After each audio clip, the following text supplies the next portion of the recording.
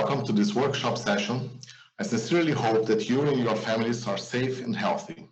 My name is Ricardo Porto, CEO of Nexa Resources Peru, a proud partner of the Peruvian delegation at PDSC 2021. It's a pleasure to be with you here and share Nexa's experience in building an ESG-focused mining company. To start, I would briefly like to present who Nexa is. We are one of the world's 5 major zinc producers, besides also producer of copper, lead, and other metals. We have been operating in mining for more than 70 years, and we have operations in Brazil and Peru. Today, our products are sold to all continents. Our shares are listed on stock exchanges of New York, Toronto, and Lima. And we have more than 12,000 people active in Nexa, between employees and third parties.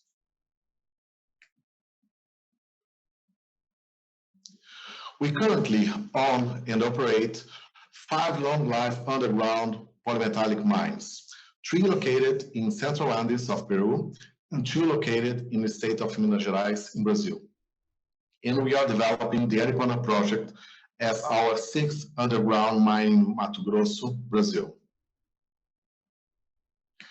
Peru is our main growth platform. 5 of the 7 greenfield projects in our pipeline are in this country.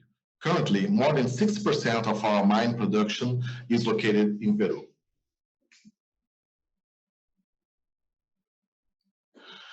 The global context of market is moving towards the integration of sustainability and business. Influenced by social pressure, it has been accelerated by the pandemic. So here, I want to share with you the main message of our belief, of our understanding of ESG. ESG is not a trendy word, is not a fashion word, it's something that will reshape the whole industry, mainly in the mining industry. It's impossible to think that we are going to be an everlasting or an enduring company without embrace the ESG concepts. And it's exactly what I want to share here with you today. Under several different perspectives, I want to share with you how the ESG principles provide Nexa's a better operational resilience. And I want to start to discuss about how it helped us during the pandemic. No one was really fully able to respond to the pandemic crisis. We had 2 main environments that we need to cope with. The first one is the internal environment, so our operations in our employees and third parties. The second one is the outside environment, so the communities, the government, and clearly it was 2 different animals and 2 different ways to deal with. The first one, after a while, clearly it was the easiest one, the internal one. And why is that? Because as a company who always was very focused on healthy and safety, it was easier to prepare ourselves and to bring new concepts or new protocols. So even that we didn't know, and the protocols that we have in place, for example, nowadays is very different compared to 1 year ago, as it's something that it's in our ADN, to work under protocols.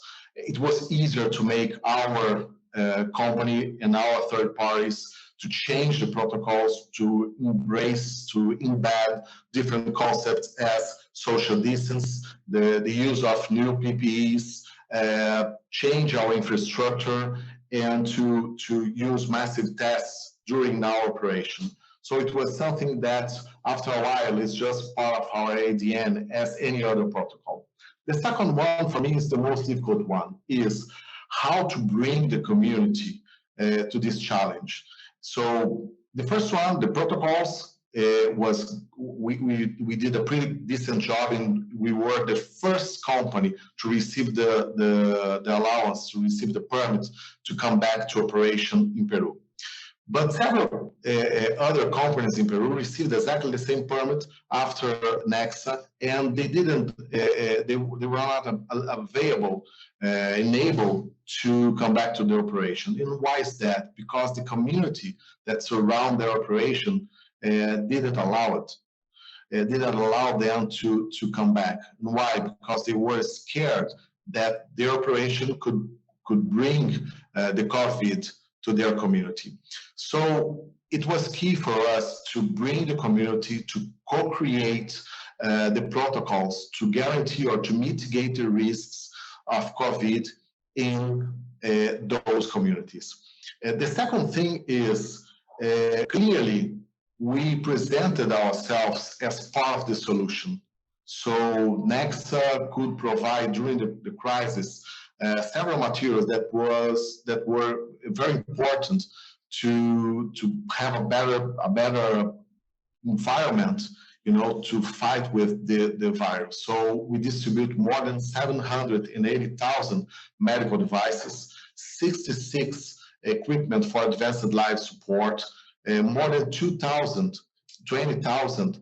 food baskets that beneficiated around 67,000 people. And our preventive campaign, communication campaigns reached almost 1 million people.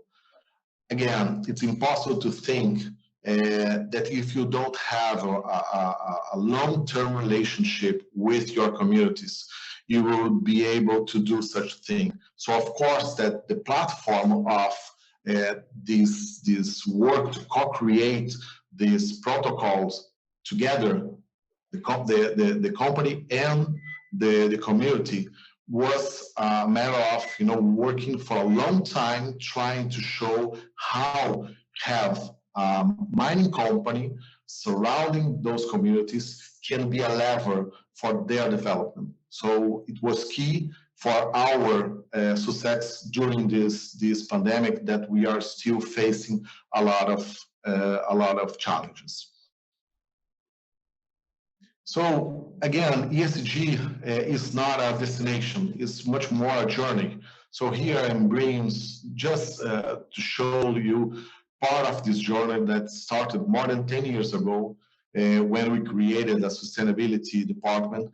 And the main milestones that we have since then to reach what we have nowadays, the level to have an ESG strategy embedded in our strategic plan, embedded in the main actions that us as a company must put in place from now on. So now we can say that we have a clear ESG strategy.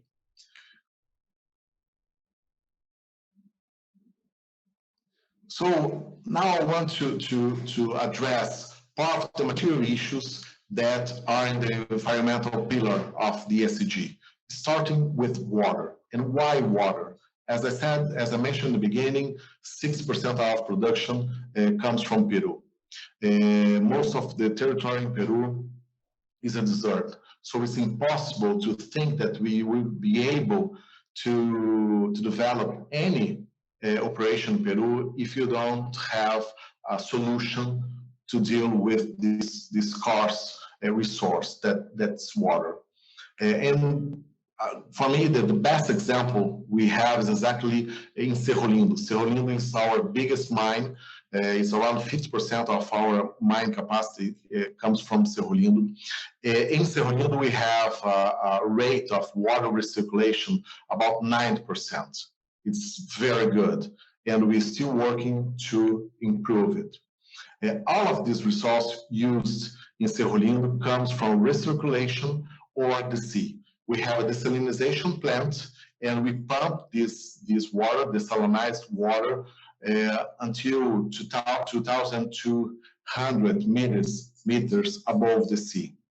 In an area where there is a scarcity of water resources, there is technology. This technology is quite important to avoid competing with population in demand for water. In addition, we use these characteristics to encourage and to orientate. So we have several projects for guarantee that the community can be able to store rainwater in the areas that we operate. Again, it's impossible to think that we would have a viable operation without cope with this matter.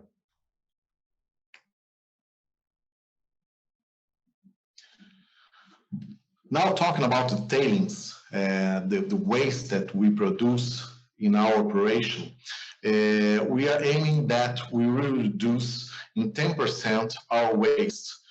I'm sorry, only 10% of our waste will go to the tailing dams.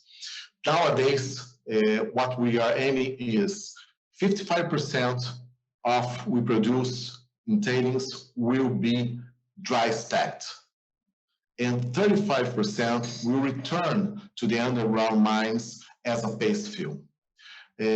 So we have three main alternatives for wastes. The first one is trying to find, try to convert part of this material, all of this material, in the commercial viable product. It's exactly the example that I will bring in our operation in Morro. The second one is paste fill. So we mixed part of the tailings with cement, creating a mixture that will fill the open space in the mines, creating a better geological structure and a much more stable geological structure in our mines. And the third one is exactly backfill and dry stacks method in Cerro Lindo since the beginning of its operation. And with that, we don't have that traditional dams that we used to say, and we know that have some issues in terms of safety. What we have is we create almost artificial mountain covered, then after that they are covered by soil and vegetation, and it's merged into a local landscape. So it can create a lower impact possible. So as I was mentioning, we have dry stacking and backfill methods in our Cerro Lindo mine in Peru. And since 2019, we started operating a dry stacking facility that will substitute the tailings dam in Vazante. So again, we have a 70-year operation, and we can bring innovation and we can think in a different way to reduce the impact in the environment in our operations. Now, talking about, as I mentioned, in Morro, we have the solid waste treated in the other way. Most of the waste that we produce in Morro is a limestone rich in zinc, so it can be used as a fertilizer. So last year we reached our record of sales. We sold 1,300,000 tons of zinc, as we named this product, to the agriculture sector nearby our mine. So it's a very good way to dispose the waste, creating a new way of usage. In Vazante mine in Brazil, we are developing a technological route in partnership with USP, Universidade de São Paulo, and fostered by Embrapa, the Brazilian company of research and industrial innovation, to separate the hematite contained in Vazante fresh water for use, for example, in other sectors such as the steel industry. The project also has high potential for processing the tailings stored in dams. So again, we are always thinking how to have a better usage of our tailing dams and to reduce the liability, the environmental impact of our operations. Now, let's talk about the greenhouse gas effects. So we have the aim to reduce per ton of product produced by Nexa by 5% of our generation of GHG emissions until 2025. And what we are doing to reach this target? Well, first one is to rethink the way we produce, of course, these gases.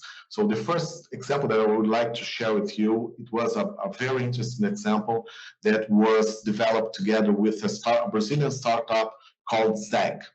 ZEG has an innovative and patented solution that transforms solid waste into steam. The initiative seeks to reduce the use of fossil fuels and the impacts they cause, of course, using technology that replaces up to 65% of the natural gas we use in our operation in Juiz de Fora, one smelter operation, and it will be replaced to domestic waste.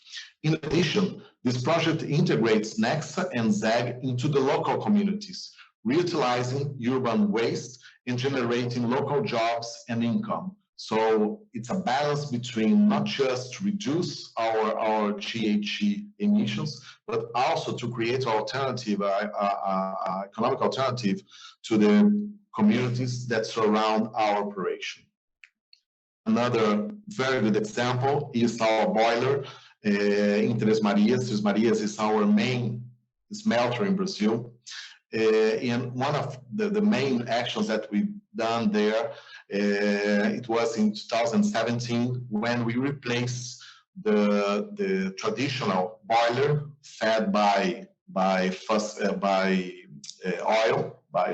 oil. We replaced that by a biomass boiler that use wood chips, eucalyptus wood chips to produce steel. So with that, we reached amazing results. So we reduced 30% of the emission of greenhouse gases and 46% of reduction in the cost of steam. So it is around $4 million of reduction in our conversion costs of this operation. Again, it's a very good project that can balance reduction of costs and reduction of emissions. The next step now is to introduce the same biomass boiler in other operations like Juiz de Fora. Well, we talked about our waste, water, gas, and solid waste. So the three main pillars of waste. Now I want to talk about how we need to continuously improving, the way we want to be in the future. And the only way is with our people. It's another main pillar of ESG. So in mid of 2019, we initiate Nexa Way program to enhance our operational performance. The program not only comprises a revision of our procedures to structurally improve our business model, but also involves changes in our organizational structure. Nexa Way is a movement that's based essentially on the concept of walk to talk. In practice, this has led to a greater readiness to embrace the new, to think differently, and it's exactly the way we want to be prepared to the future challenge that we are facing, or the challenge that we are facing nowadays, as it was the pandemic. So we want people that is encouraged, to think differently and to be more agile, to find new ways. We also stimulate our people to have the courage to fail fast and to the intelligence to learn more quickly. We also work every single day to deliver what we promised. Every idea, we need to find the way to implement that and to concrete and to make it concrete the benefits that we were looking for. So J to Nexa program, Nexa Way program, generated an estimated analyzed positive impact of EBITDA of $98 million in 2020. Talking about the same pillar, people, and under the same umbrella, Nexa Way, diversity is a key factor for our future. We are creating at Nexa an increasingly plural environment that encourages inclusion and diversity. The idea when we talk about diversity is easy. The more diverse we are, the greater our potential to innovate will be. So it's impossible to think that we want to be an innovative company that embraces innovation, that embrace new perspectives and new ways of doing things, having the same people that used to think the same way for decades. So we need to bring people with different perspectives to bring different solutions. That's the main idea of J to Nexa in general, Nexa Way in general, but also the pillar of diversity that support this initiative. So when we think, for example, in diversity in terms of gender, we are aiming in our brand new operation that we will start in 2021, the end of 2021 in Aripuanã, we are aiming to reach 50% of our employees will be women. It's a pioneering initiative since the world average in the industry is around 10%. And we already have a very good indicator. Almost 55% of our students of our local training program for workforce are women. So we are starting very well, and we will reach for sure this level of gender equality that will change the way the industry sees this challenge. To have a better balance between men and women in the mining sector. Well, now one of the main topics in the mining sector is how to have a good relationship and a long-term relationship with the communities. So again, it's one of the pillars of ESG, and what we are aiming in Nexa is to be able to co-create a positive and a structural legacy with the communities where we operate, promoting positive transformations for local development in a harmonious environment based on respect and empathy. We see our social investments focus mainly on the 4 levers for community improvement. The first one is economic diversification, so reduce the dependency between the community and the mining sector, the mining operation in the region. The second one is childhood and youth. So we need to guarantee that the next generation will be in a better shape, in a better level, with a higher level of learning, of knowledge during our operation in the area. The third one is public administration and social participation, how to enhance the way the communities can reach, it can receive investments from the government. And last one is social environment development, how to be more sustainable in the development of this community, of any community.